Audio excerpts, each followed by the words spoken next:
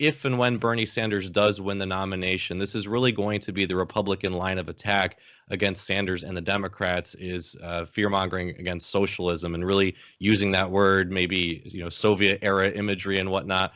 Bernie Sanders.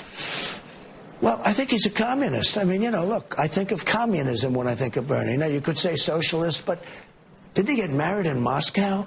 And that's wonderful. Moscow's wonderful. Might have been the honeymoon. You don't think necessarily, well, whatever, but you don't necessarily think in terms of marriage, Moscow. And it's wonderful. I'm not knocking it, but I think of Bernie sort of as a socialist, but far beyond a socialist. Elizabeth Warren. At least he's true to what he believes. That's one thing.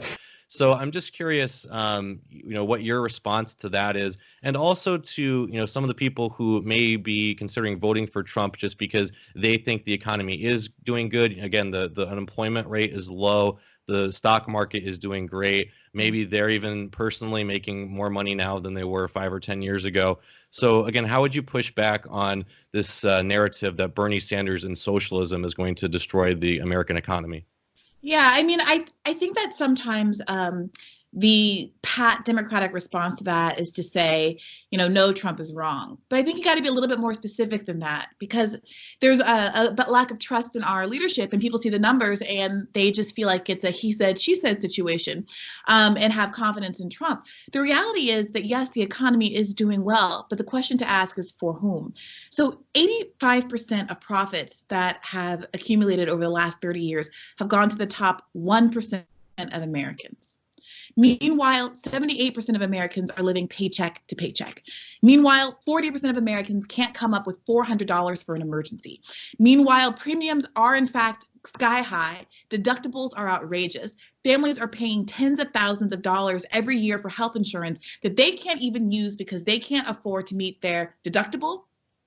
And they can't afford to pay for the copays on their prescriptions, right? And all of this is because we have politicians who take money from the pharmaceutical industry, who take money from the healthcare industry, and are therefore invested in preserving those profit generating industries over the interests of their citizens, who overwhelmingly support programs like Medicare for All. Remember that upwards of 77% of Democrats support Medicare for All, and even a majority of Republicans at around 51 or 52% support Medicare for All. So with all of those numbers together, it begs the question, why is it, if everyone agrees on what needs to be done to move forward with this country, if everyone understands the specific ways in which Americans are hurting, if there's consensus around a $15 minimum wage and the fact that we need to take fast and declarative action on the climate crisis, why is it that so little is moving in our government?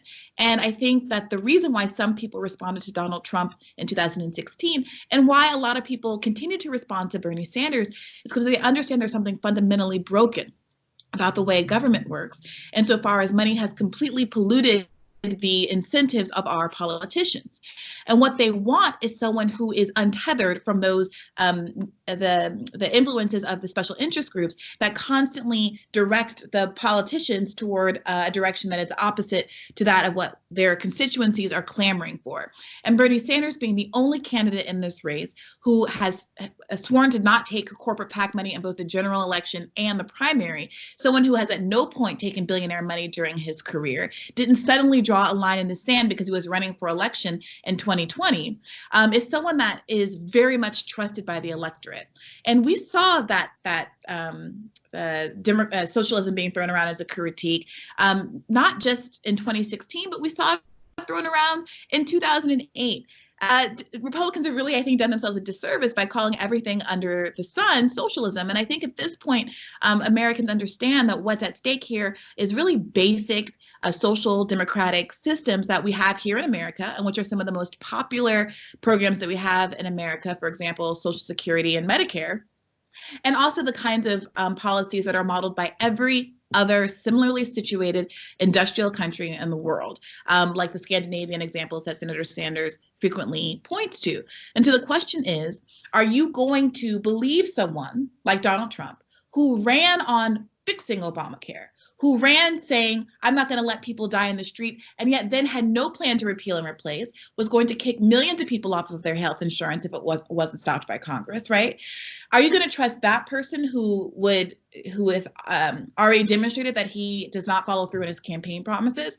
Are you going to trust the person who has been fighting tirelessly to expand the rights of Americans, everyday working class and low-income Americans for a 30-year career, and who has a demonstrated record of fighting not for anything radical, but for what Americans want, which is to be able to get their medical issues treated without having to be in a position where you have to choose between food and medicine, or even worse, in a position where you actually pass away, where you lose a loved one because they simply could not afford medicine in the wealthiest country in the history of the world, a country where we are paying twice as much as other similarly situated countries, twice as much for no benefit whatsoever, for not getting free at point of service care, so that people in the United Kingdom or Denmark or Germany are walking into hospitals, getting treatment and leaving without being presented with a single bill and being charged and paying half as much. Their governments are paying half as much for that health care as we are being charged out the wazoo. And I think that message is actually hitting home with people. And because Bernie is one of the most trusted people in Congress, I think the most trusted senator, the most liked senator in his own state, I think they're going to believe him over the person who 4 years after his campaign has already reneged on all of his promises.